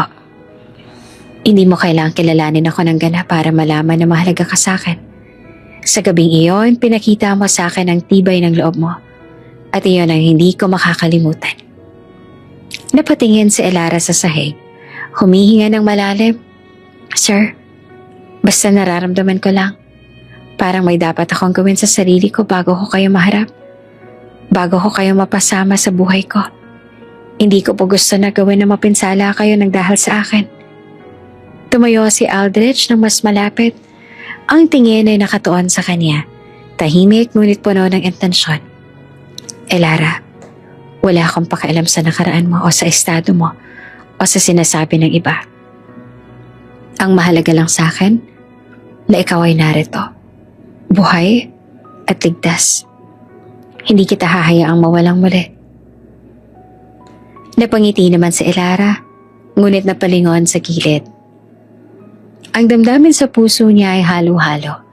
Takot, kaba, kakaibang init sa dibdib. Sir, hindi ko po kayang harapin pa ang nangyayari ngayon. Alam ko po na hindi ako karapat-dapat sa inyo. Si Aldrich ay bagya namang napapuntong hininga, ngunit hindi bumitaw. Kung ganun man, sisimulan natin sa maliit. Hindi kailangan ng matinding hakbang. Isa lang ang gusto ko. Huwag mong kalimutan ang gabing iyan. Huwag mong kalimutan na may isang tao dito na handang ipaglaban ka, kahit hindi mo pa kayang tanggapin. Napatingin si Elara sa kanya, ramdam ang tende ng intensyon sa bawat titig ni Aldrich. Parang may bagay na kilala niya sa ilalim ng kanyang puso, ngunit hindi niya kayang aminin. Sir, baka mas mabuti kung lalayo na muna ako. Baka masaktan lang kayo dahil sa akin. Masaktan? Sagot ni Aldrich. Ang tinig ay mababa ngunit puno ng emosyon. Elara, sa gabing iyon nakita ko ang tapang mo. Kung may masasaktan man, ako ang pipiliing harapin iyon. At hindi ikaw. Hindi kita hahayaang mawala ulit. Hindi dahil sa aksidente, kundi dahil sa sarili mong pangamba. Napahinto si Elara. Bahagyang napangiti at napatingin sa kanya. Ang init ng kanyang tinig at tingin ay tumagos sa puso niya. Isang damdamin na matagal nang nakatago sa ilalim ng pang-araw-araw na gawain at trabaho. Ngunit sa kabila ng init na iyon, ramdam niya ang takot. Sir, hindi pa po ako handa. Hindi pa po pero salamat po. Sa gabing iyon, hindi ko po malilimutan. Si Aldrich dahan-dahang ngumiti, tila may halo ng lungkot at pag-asa. Hindi mo kailangang gawin to para sa akin. Basta wag mo lang kalimutan. Isang araw, sana handa ka na. Hanggang sa araw na yon, magiging ligtas ka sa tabi ko. Kahit patahimik lang ang presensya ko. Si Elara ay bahagyang napatingin sa kanya. Ramdam ang tibok ng puso niya sa bawat salita. Hindi niya alam kung paanong iaayos ang damdamin. Ngunit may isang bagay na malinaw. Ang presensya ni Aldrich ay hindi lang basta proteksyon. Ito ay unti-unting muling nagbuhay sa damdamin niya. Isang koneksyon na hindi niya matanggihan. Ang gabi ay tahimik, ngunit puno ng emosyon. Ang ulan sa labas ay humahampas pa rin sa bintana, parang musika na sumasabay sa tibok ng puso nila. Sa kabila ng pag-iwas at pag-aalinlangan ni Elara, ramdam ni Aldrich ang unti-unting pagbabalik ng koneksyon nila. Hindi nila kailangan ng maraming salita. Isang tingin, isang halimuyak ng damdamin. Sapat na para muling mabuo ang alaala ng gabi ng bagyo. Si Aldrich ay tumayo sa tabi niya. Tahimik ngunit ramdam ang bigat ng kanyang proteksyon. Salamat din sa iyo, Elara. Sa tapang mo at sa isang araw na handa ka. Magiging mas malakas pa ang ating kwento. Ang gabi ay dahan-dahang lumipas, ngunit sa puso ng dalawa may bagong simula. Ang koneksyon nila ay muling nabuhay. Hindi pa handa para sa kompletong pagtanggap, ngunit sapat upang magsimula ang panibagong kabanata sa buhay nila. Kinaumagahan, tahimik ang opisina ni Aldrich sa Navarro Mansion. Ang hangin ay mabigat at puno ng tensyon. Nakaupo siya sa harap ng malaking mesa. Hawak ang report mula sa private investigator. Si Elara naman ay nakatayo sa harap niya. Nangingitim ang mga mata. Ramdam ang kaba sa bawat segundo. Elara, pasensya ka na kasi pinaimbestigahan kita. Simula ni Aldrich na dahan-dahan. Ang boses ay may halo ng pag-aalala at paninindigan. Ano to? Anong sekreto mo na hindi mo pa sinasabi? Huminga naman ng malalim si Elara. Ang mga kamay niya ay naglalaro sa dulo ng apron. Sir, hindi ko po sinasadya. At hindi ko po alam kung paano sasabihin sa inyo. Tumayo naman si Aldrich at dahan-dahan lumapit sa kanya. Elara, huwag kang matakot. Ano man ito, hindi kita iiwan. Anong tinatago mo? Napatingin si Elara sa sahig. Nangingitim ang mga mata. Sir, may isa po akong tinatago. Higit pa sa pangalan ko. Higit pa sa nakaraan ko. Tumigil si Aldrich sa harapan. Ang mga mata ay nakatuon sa kanya. Puno ng katanungan at damdamin. Ano yon, Elara? Napaluha si Elara at bahagyang nangitim ang mata. Sir, nagdadalang tao po ako mula sa gabing yan. Nung aksidente, yung may nangyari po sa atin, may anak po tayo. Biglang huminto ang mundo sa paligid ni Aldrich. Ramdam niya ang bigat sa dibdib. Isang halo ng pagkagulat, responsibilidad at emosyon na hindi niya maipaliwanag. Ibig mo sabihin, ikaw? May anak tayo na nagmula sa nangyari sa gabing yun? Bulong niya na halos hindi makapaniwala sa sariling naririnig. Tumango si Elara. Nangingitim ang mata habang nanginginig. Opo, sir. Hindi ko po alam kung paano sasabihin sa inyo. Noong una kitang makita dito, natakot po ako. At hindi ko po alam kung paano ko hahanapin. Lalo pat nalaman ko na langit ka. Lupa ako dito sa mansyon. Ang pamilya ninyo makapangyarihan. Si Aldrich ay huminga ng malalim. Tumayo siya sa harap niya. Hawak ang mga kamay ni Elara ng dahan-dahan. Elara, hindi mo kasalanan ang nangyari. At hindi mo kailangang harapin ito na mag-isa. Kung may bata man, ako ang bahala. Napalingon si Elara. Ang puso ay mabilis ang tibok. Sir, hindi ko po alam kung paano haharapin ang lahat. Baka masyado po kayong maapektuhan. Tumango si Aldrich. Ang boses ay mababa ngunit puno ng determinasyon. Hindi ako maapektuhan ng masama. Ang mahalaga, buhay ka, ligtas ka, at may anak tayo na dapat pangalagaan. Ako ang bahala sa inyo. Hindi ka nag-iisa. Napaluha si Elara. Ramdam niya ang init ng kamay ni Aldrich at ang tibok ng puso ng lalaki ay bumagay sa bawat galaw niya. Sir, natatakot po ako. Hindi ko po alam kung paano haharapin ang lahat ng to. Bulong niya na nangingitim ang mga mata. Huwag kang matakot, sagot ni Aldrich. Dahan-dahan itong umiti. Hindi mo kailangang harapin ito na mag-isa. Sa bawat akbang, sa bawat sandali, narito ako. At kahit ano pang mangyari, hindi kita iiwan. Tahimik ang silid. Ngunit ramdam ang init ng damdamin sa pagitan nila.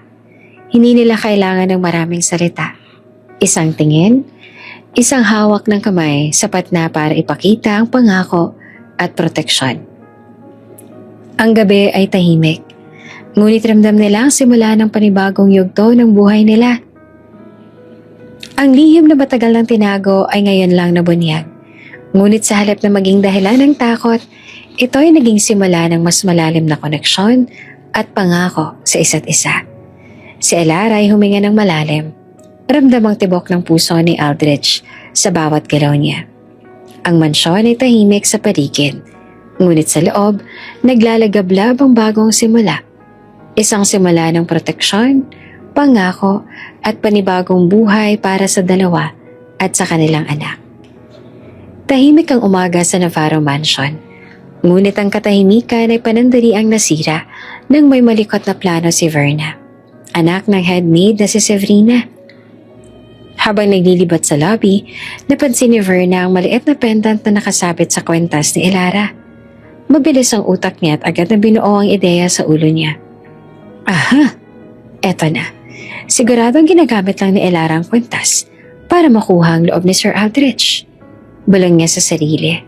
Halatang may kasamang pangungutya. Hindi nagtagal sinimulan niyang ipakalat ang maling impormasyon sa mga kasambahay.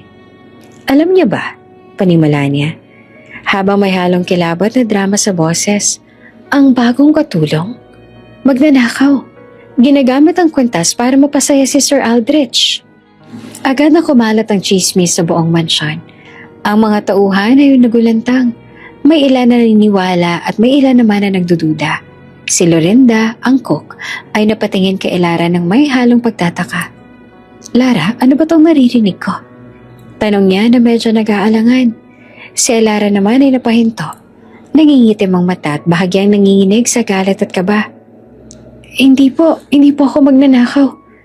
Sagot niya na mahina ngunit matatagang tinig. Hindi po tama ang sinasabi ni Verna.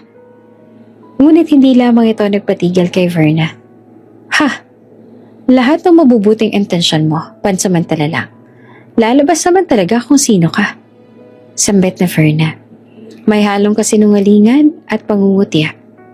Sa loob ng mansyon, nagsimulang mag-init ang ulo ng mga tauhan. Ang mga mata ay nagkatinginan. May halong panghuhusga at galit. Hindi ba't nakita ninyo na palagi siyang nakatingin kay Sir? Bulong ng isa. Si Griselda, ang cleaner, ay napahinto sa paggawa. Nakakahiya. Pati sa harap ng amo natin. Dapat malinaw ang katotohanan. Si Elara, ramdam ang bigat sa dibdib. Nanatili siyang tahimik. Ngunit sa loob, ang kaba at galit ay naghalo. Hindi lamang dahil sa chismis, kundi dahil sa pangungutya at kawalan ng tiwala ng iba. Hindi nagtagal lumapit si Aldrich. Ramdam ang tensyon sa mansyon. Ano itong naririnig kong tungkol sa kwentas? Tanong niya na ang boses ay may halo ng galit at pagtatanggol.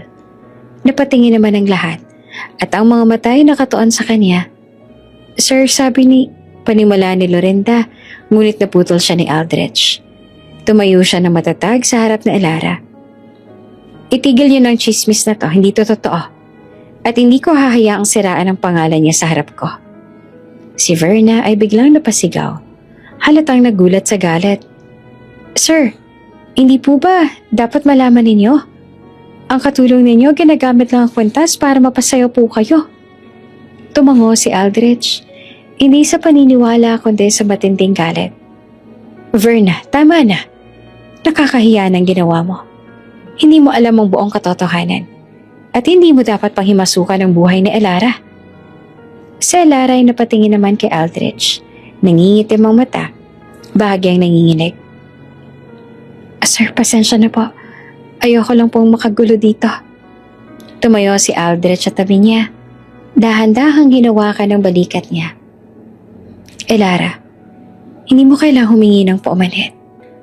Ang mahalaga, alam ko ang katotohanan. At ipinagtatanggol kita. Napangiti naman si Elara, ngunit bahagyang nahihiya. Ramdam niya ang tibok ng puso ni Aldrich. Hindi lang dahil sa pangunguna sa mansyon, kundi dahil sa pag-aalaga at proteksyon sa kanya. Ngunit si Verna hindi pa rin nakontento. Pero sir, tumayo si Aldrich na mas matatag ang boses. Wala nang pero.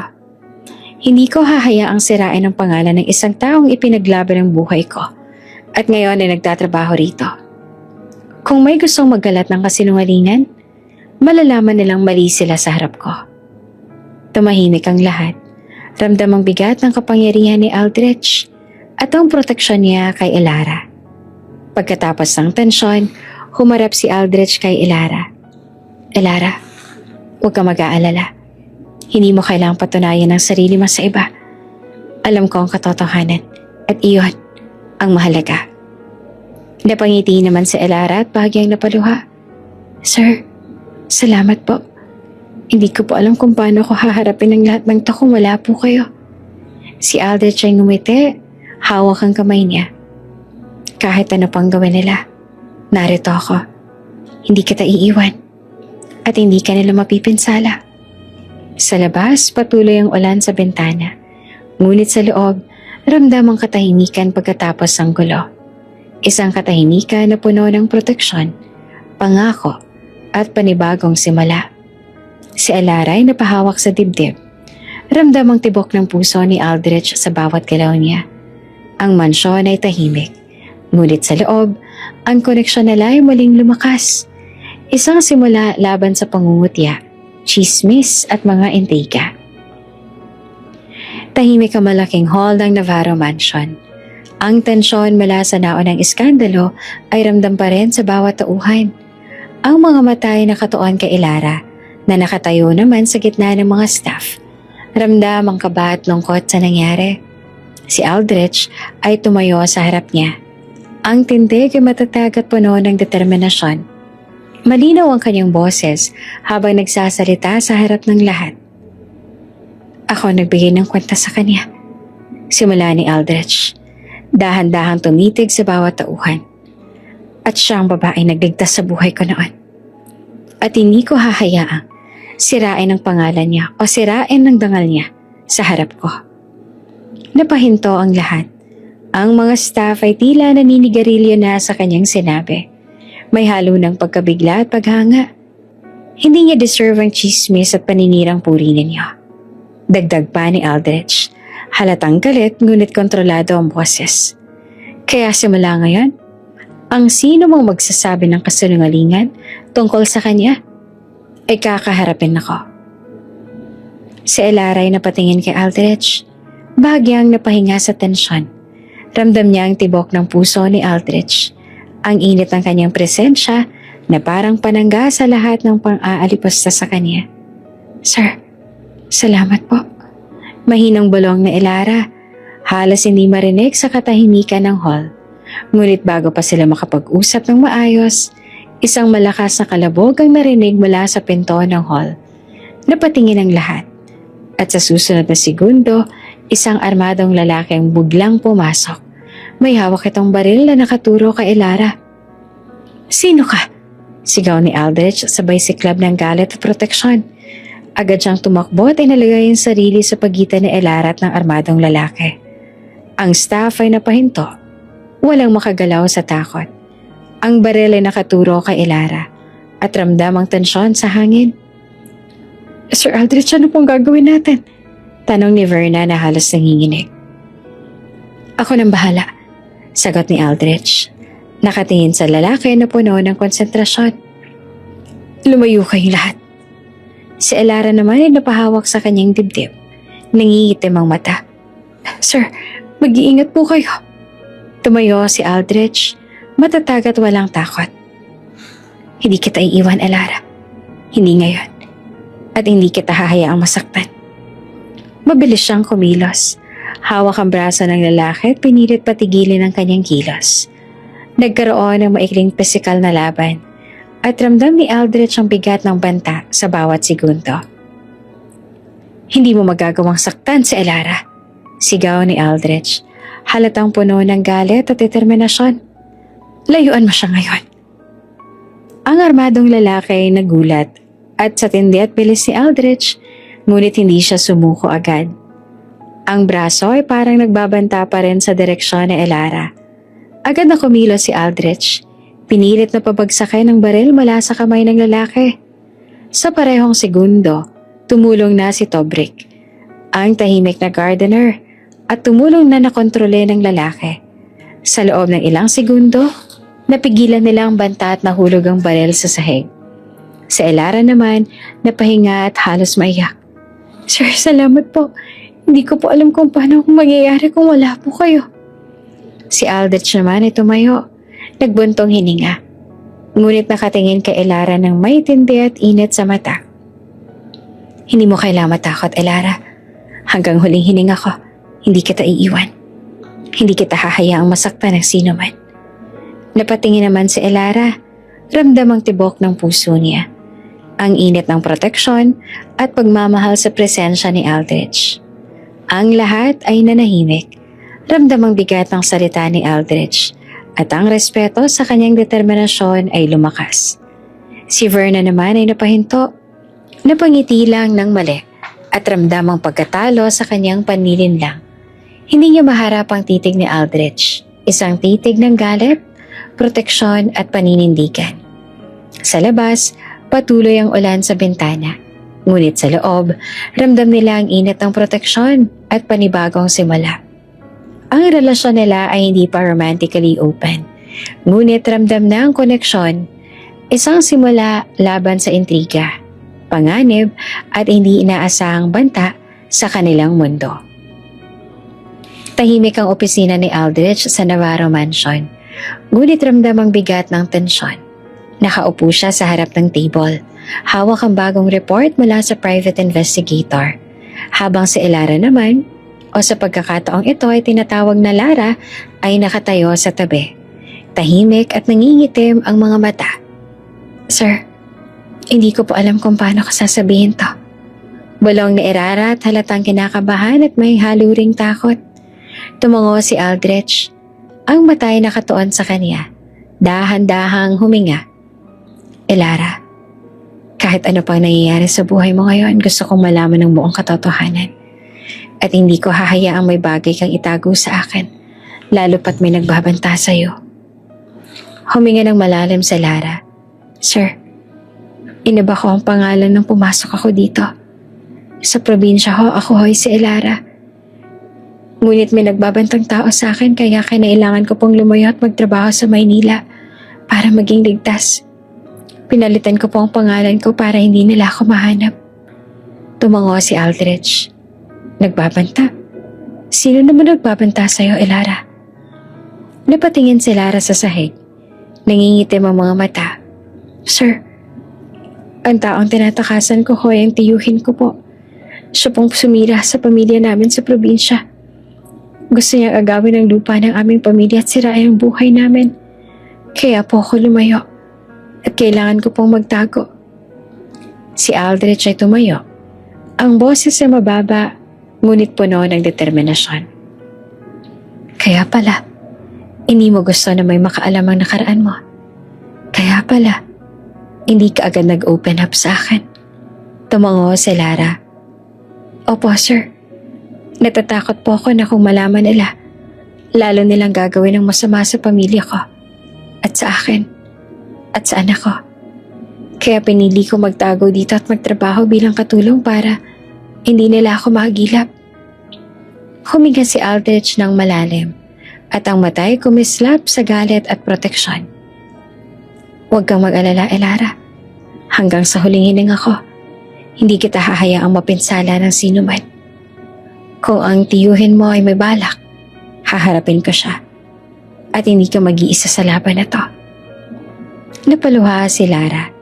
Sir, hindi ko po alam kung paano ko haharapin ang lahat kung wala po kayo. Natatakot po ako. Tumayo si Aldrich at dahan-dahang lumapit sa kanya. Hindi mo kailangang matakot. Sa bawat hakbang, sa bawat oras, narito ako. At kahit ano pang mangyari, hindi kita iiwan. Ang mahalaga, ligtas ka. At alam ko ang buong katotohanan na yon. Habang nag-uusap sila, ramdam ni Lara ang tibok ng puso ni Aldrich. Ang init ng kanyang presensya ay parang proteksyon sa bawat galaw niya. Salamat. Salamat sa lahat. Bulong niya. Tumango naman si Aldrich, hawak ang braso niya ng dahan-dahan.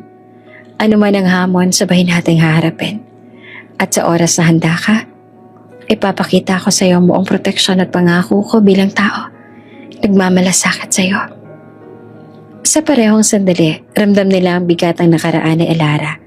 Ang tiyuhin niya ay isang banta. At ang bawat desisyon niya sa nakaraan ay para lamang protektahan ang sarili at ang pamilya niya. Ngunit sa presensya ni Aldrich, naramdaman niya ang kaibahan. Hindi siya nag-iisa. Tahimik ang gabi sa mansyon. Ngunit ang bawat sulok ay ramdam ng tensyon. Si Elara ay pinalipat ni Aldrich sa pribadong wing ng bahay. Isang lugar na bihira niyang gamitin at halos wala na ang ibang staff. Sir, hindi naman po ako karapat-dapat sa ganitong pagtrato. Mahina at nangingitim ang mata ni Elara. Sobra na pong ginagawa ninyo para sa akin. Tumayo naman si Aldrich sa harap niya. Dahan-dahang hawak ang kanyang kamay. Elara, hindi mo kailangang sabihin karapat-dapat o hindi. Basta alam ko ang katotohanan at yun ang mahalaga. Hanggang ligtas ka, nandito ako. Habang pinapahinga siya sa pribadong wing, ramdam niya ang katahimikan. Nakakaiba. Walang ingay ng staff. Walang palakasan ng anak ng headmaid. Walang intriga sa paligid. Ngunit sa kabilang banda, lumawak ang intriga sa labas. Sa boardroom ng Navarro Holdings, ang mga board members ay nagtipon upang talakayin ang kaganapan sa mansyon. Bakit nga ba pinoprotektahan ng CEO ang isang simpleng katulong? Tanong ni Mr. Santiago, isa sa matagal na ang board member. Alam nyo, hindi ito normal. Dagdag ni Ms. Ramirez na halatang nag-aalala. Ang CEO natin, si Aldrich Navarro, ay kilala sa pagiging profesional at matalino. Bakit biglang naging protector siya ng katulong na to? Ang mga bulong at haka-haka ay mabilis na kumalat sa kumpanya. May ilan na nagtaka, may ilan na nadismaya, at may ilan na nagduda sa motibo ni Aldrich.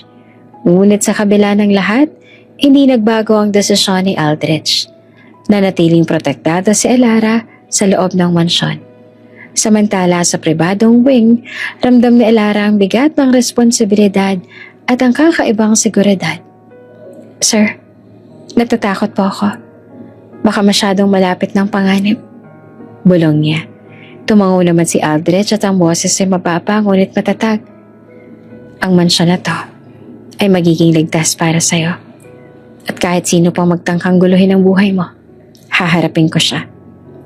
Ramdam ni Elara ang tibok ng puso ni Aldrich sa bawat galaw niya. Ang init ng presensya niya ay parang panangga sa lahat ng panganib na nakapalibot. Si Aldrich hawak ang kamay niya ng mahigpit. Ngunit sa kabilang sulok ng mansyon, si Verna ay muling nagplano ng panlilinlang.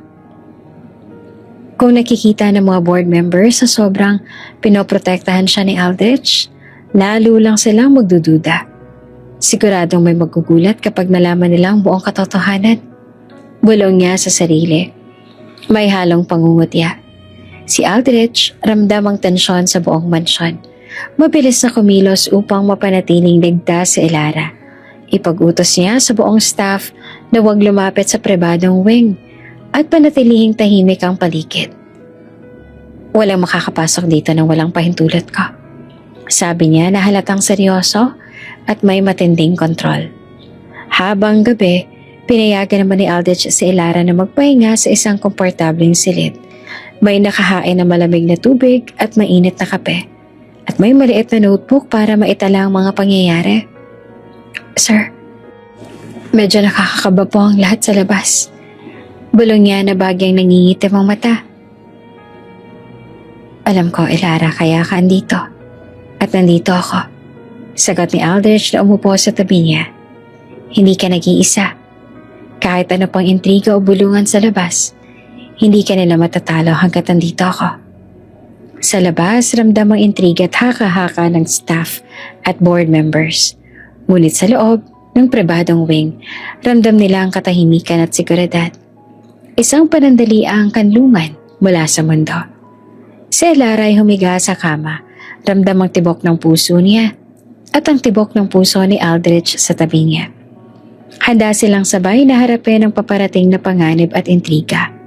Ang mansyon ay tahimik, ngunit ramdam nila ang simula ng panibagong yugto ng proteksyon, tiwala at unti-unting koneksyon sa pagitan nila. Tahimik ang opisina ni Aldrich sa Navarro Holdings, ngunit ramdam ang tensyon sa bawat sulok. Ang mga monitor sa trading floor ay naglalabas ng pulang linya.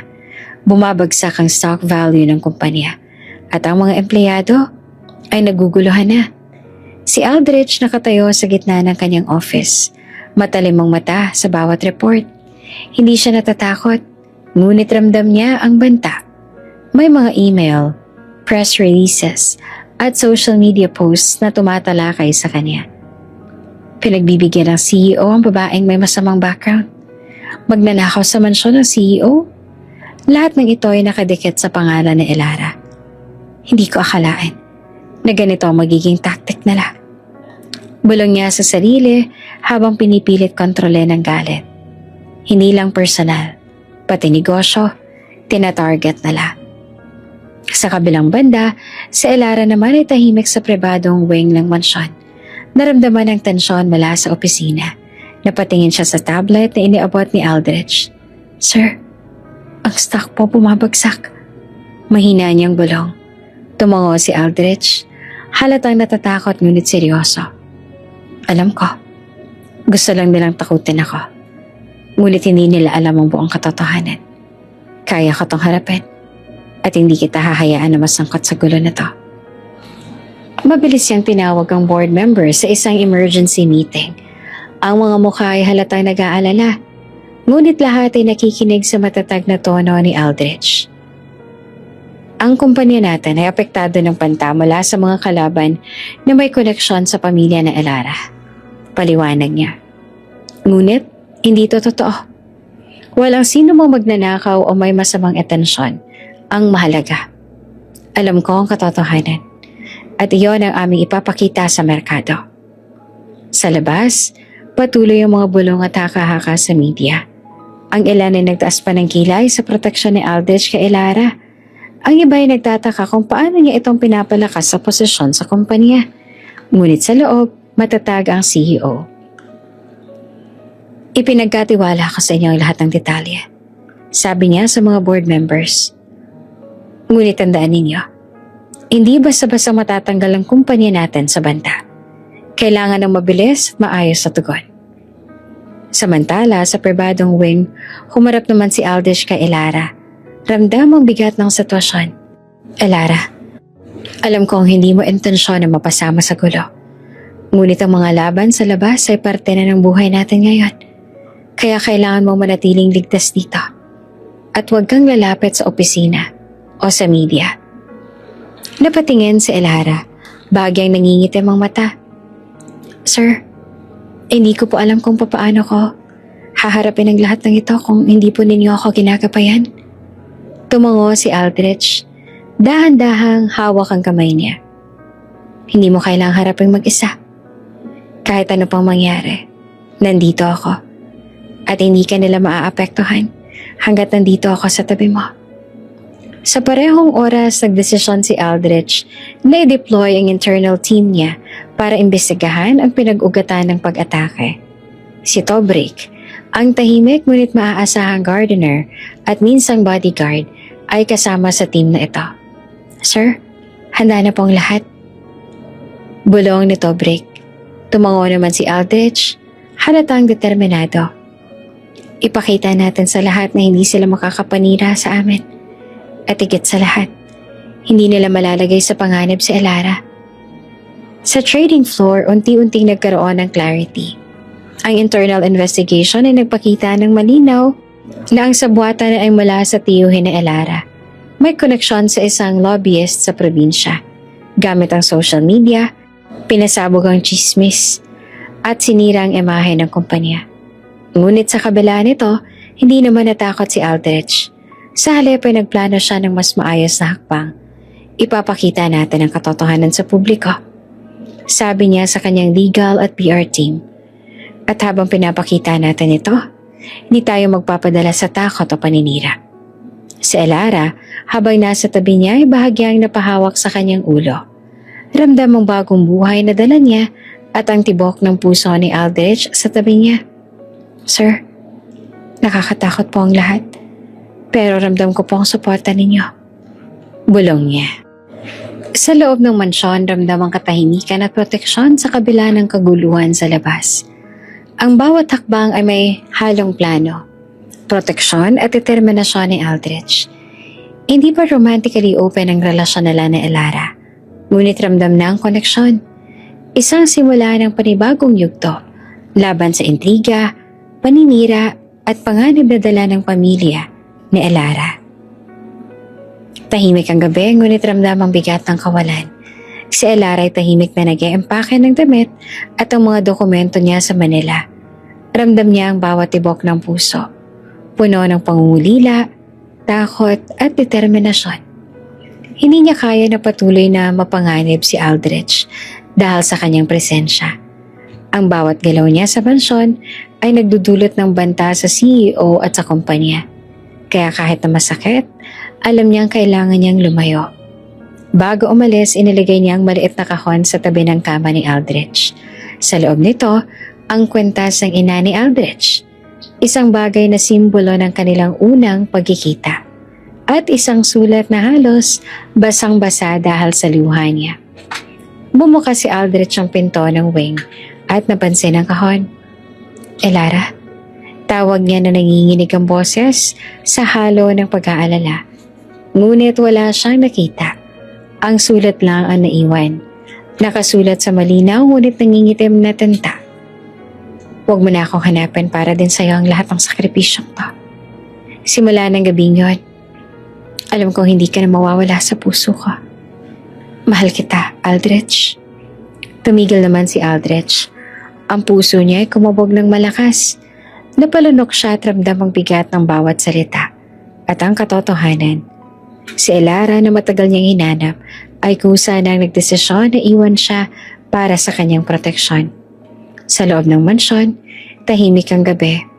Ramdam ni Aldrich ang lungkot, ngunit mas ramdam niya ang galit sa sitwasyon.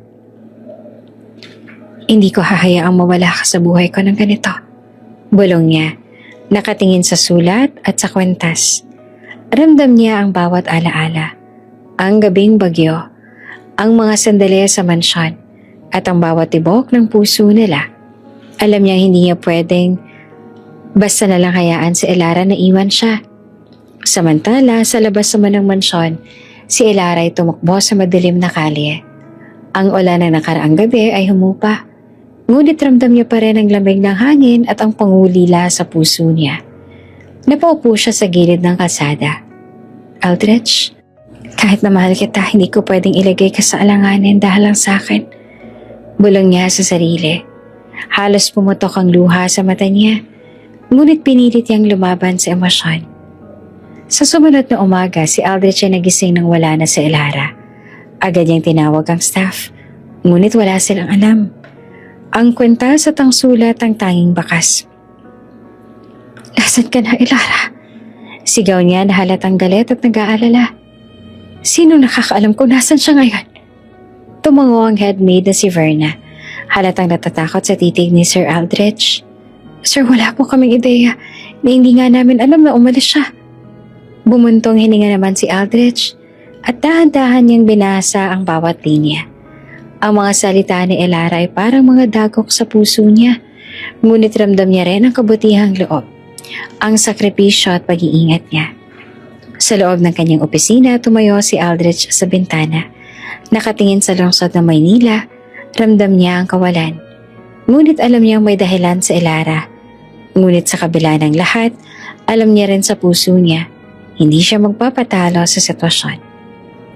Hindi kita hayaang mawala, Elara. Bulong niya halos nakasimangot. Ngunit puno ng determinasyon. Ano man ang gawin mo, hahanapin kita. At hindi na ako papayag na muling iwanan mo. Si Elara, habang naglalakad sa madilim na kalsada, ramdam ang bigat ng desisyon niya. Ngunit sa puso niya, alam niyang tama ito. Para protektahan si Aldrich, para protektahan ang kanilang magiging pamilya. Ngunit sa bawat hakbang, ramdam niya rin ang lungkot at pangungulila. Kung mahal mo ko, hahanapin mo rin ako balang araw. Bulong niya habang pinipilit panatilihing matatag ang sarili. Sa mansyon, patuloy ang galit. Determinasyon at pangungulila ni Aldrich. Ang kwintas ay hawak niya ng mahigpit sa kamay, parang may dalang pangako. Ang sulat ay nakalagay sa mesa. Ngunit ramdam niya ang presensya ng Elara. Parang hindi siya iniwan sa puso niya. Ang gabi at araw ay lumipas. Ngunit isang bagay lang malinaw. Nagsimula ang bagong yugto ng kanilang kwento. Isang paghihiwalay na puno ng sakripisyo, proteksyon at pangako. Mahigit ilang araw nang walang balita si Aldrich tungkol kay Elara. Simula nang umalis ito, hindi na siya mapakali. Iisa lang tumatakbo sa isip niya. Hanapin siya kahit saan. Hindi siya pumasok sa opisina. Hindi rin siya natulog ng maayos. Sumasakit ang ulo niya sa kakahanap sa CCTV, listahan ng bus terminals at mga report ng private investigator niya. Pero wala. Para bang nilamon ng mundo sa Elara. Kaya naman ang sumapit ang gabi at umulan ng bahagya, nagpa siya siyang lumabas. Kailangan ko siyang makita. Bulong niya habang minamaneho ang sasakyan palabas ng mansyon. Pagod na pagod ang katawan niya. Mabigat ang mata at ang isip ay puno ng kaba. Ilang oras na siyang umiikot sa Maynila. Sinusuyod ang mga eskinita at terminal. Pero sa sobrang pagod, unti-unting lumabo ang paningin niya. Hindi ako pwedeng huminto. Bulong niya habang kumakabog ang dibdib. Ilang segundo lang ang kailangan para mangyari ang lahat. Isang malakas na blag ang bumulaga sa highway. Sumalpok ang kotse niya sa barrier. Tumilapon ang makina at nag-spark ang ilaw. Nagkalat ang basag na salamin sa kalsada at ang katawan ni Aldrich ay natulak sa manibela. Nawalan siya ng malay bago pa bumukas ang airbag. Kinabukasan, bumungad sa buong bansa ang headline. CEO Aldrich Navarro nasa kritikal na lagay matapos ang malagim na aksidente. At sa isang maliit na inuupahang kwarto sa Sampaloc, hawak ni Elara ang cellphone habang nanginginig ang daliri. Hindi siya nakahinga, hindi siya nakagalaw. Aldrich, hindi niya na tinapos ang balita. Tumakbo agad siya palabas. Kahit basa ng ulan ng kalsada, kahit hindi niya alam kung paano makakarating agad sa ospital. Sumakay siya sa pinakaunang taxi na nadaanan niya. Kuya, sa Navarro Medical Center po. Bilisan niyo, please. Pagdating niya doon, puno ng reporters ang labas. May guards na nagbabantay. May umiiyak na empleyado ng Navarro Holdings. At may paparazzi na hindi siya pinapansin. Hindi siya nag-atubiling pumasok. Pagpasok niya sa emergency area, sinalubong siya ng puting ilaw at amoy ng alkohol. Nanginginig ang tuhod niya habang lumalapit sa nurse station. Miss, si Aldrich Navarro, kamusta po siya? Halos hindi niya masabi habang kumakapal ang luha sa mata. Tiningnan siya ng nurse. Kayo po? Hindi sana siya sasagot. Pero nang makita niyang parang katapusan na ng mundo para sa sarili niya kung hindi niya masabi. Kaibigan, bulong niya. Please, kailangan ko lang malaman. Huminga ng malalim ang nurse. Nasa ICU po siya. Nagkaroon po ng internal bleeding. Marami. Kailangan niya po ng dugong pang type at kakaunti lang ang available. Ano pong blood type? Tanong ni Elara. Type O po na rare combination, kaya nahirapan kami. At type O positive ako. Putol niya agad. Test niyo na ako ngayon din, please. Nagulat naman ang staff sa mabilis na sagot niya.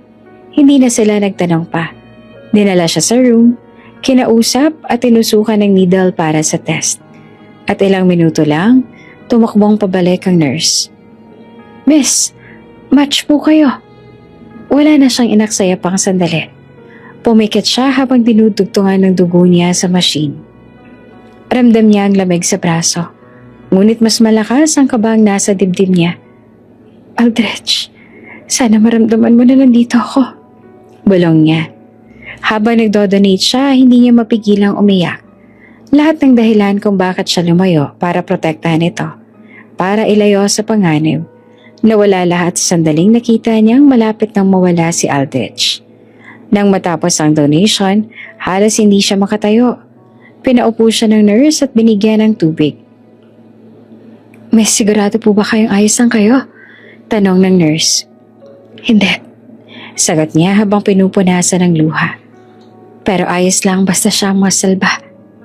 Kinabukasan, sa loob ng ICU ay bahagyang gumalaw ang daliri ni Aldrich.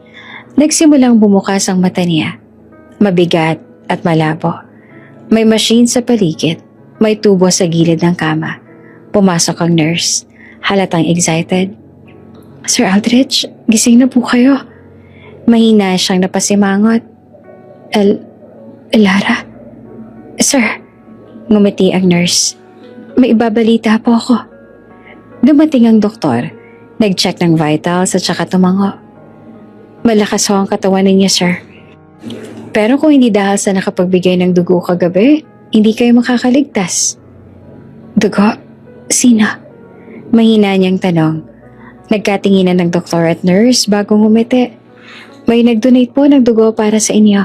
Tama ang match kaya mabilis kayo na-stabilize. Lumakas ang tibok ng puso ni Aldrich. Kumapit siya sa kumot. Sino? Ulit niya na halos pakiusap. Bumuntong hininga ang nurse at tiningnan ang chart. Ang pangalan po ay Elara Santos. Parang huminto ang mundo ni Aldrich. Hindi siya nakapagsalita. Napapikit siya. Mahigpit ang kapit sa kumot. Parang may humaplos sa puso niya. Andito siya? Andito lang siya? Malapit lang? Halos bulong niya. Tumango ang nurse. Opo, umalis lang po pagkatapos mag-donate pero hindi na nakinig si Aldrich. Pinilit niyang gumalaw kahit bawal. Gusto niyang bumangon. Gusto niyang bumaba at hanapin ito. Elara, andito ka lang. Bulong niya na halos mapaiyak. Hindi ka na makakatakbo sa akin. Paglabas ni Aldrich ang ospital, ganap ng magaling at agad siyang sinalubong ng tawag mula sa investigator niya. Sir, urgent. Aalis na po si Miss Elara. Nakabook na po siya papuntang Iloilo, nasa Pierna. Para namang binuhusan ng malamig na tubig si Aldrich. Hindi na siya nagtanong. Hindi na siya nag-isip. Lumabas agad siya. Kahit kasabay ang pagdating ng malakas na bagyo. Kasing tindi ng unos noong unang gabing nakilala niya si Elara. Pagdating niya sa pier, halos hindi niya makita ang paligid dahil sa ulan. Mahaba ang pila ng mga pasahero ng barkong pamprobinsya. Mga tao ay nagmamadali, nagtatakbuhan, nagtatago sa kapote. At doon sa gitna ng liwanag mula sa isang kumikislap na poste, nakita niya si Elara. Nakapayong, nakayakap ang maliit na bag, nakapila at handang umalis, handang mawala. Elara! Sigaw niya. Napatigil naman ang dalaga at dahan-dahang lumingon. At parang natulala nang makita siyang papalapit. Aldrich, wala ka dapat dito. Hindi niya na tinapos. Hinawakan siya ni Aldrich sa braso. Hinila palapit at mahigpit na niyakap. Buo, desperado, puno ng sakit at pangungulila. Elara, bakit ka aalis na hindi ako hinaharap? Bulong niya na nanginginig. Bakit mo ko iiwan na parang wala akong karapatang lumaban para sa'yo? Namilog ang mata ni Elara.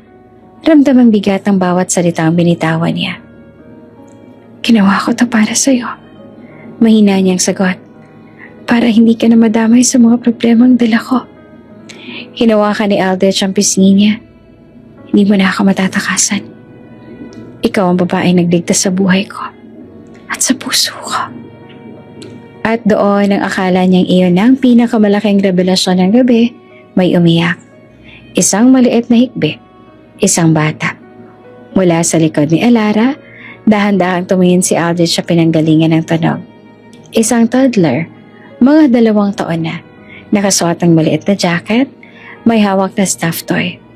Umiiyak habang kumakapit sa laylayan ng damit na Elara. Pareho ng mata niya, pamilyar ang ilong, at ang ngiti na kahit nanginginig ay parang sariling mukha niya noong bata pa. Naligas si Aldrich. Elara, halos hindi na lumabas ang boses niya. Siya pa, ang anak natin. Napalunok sa Elara at nangingilid ang luha. Tumango siya ng dahan-dahan. Oo, Aldrich, siya ang anak natin. Niyakap ni Aldrich ang bata at hinawakan ng kamay ni Elara. Kung paanong inahon mo ako noong gabing bumuhos ang ulan, ngayon ako naman ang hahawak sa inyo. Sa wakas wala nang pagtatago, wala nang pagtakbo. Tayong 3 na isang pamilya ang binuo ng bagyo.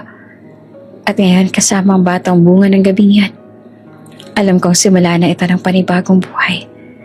At hindi ng pagtatapos. Bago ka pa lang sa channel neto, ibang kwento ni Ate Jane, istorya mo, ikwento ko. Huwag kalimutang pindutin ang notification bell at subscribe button.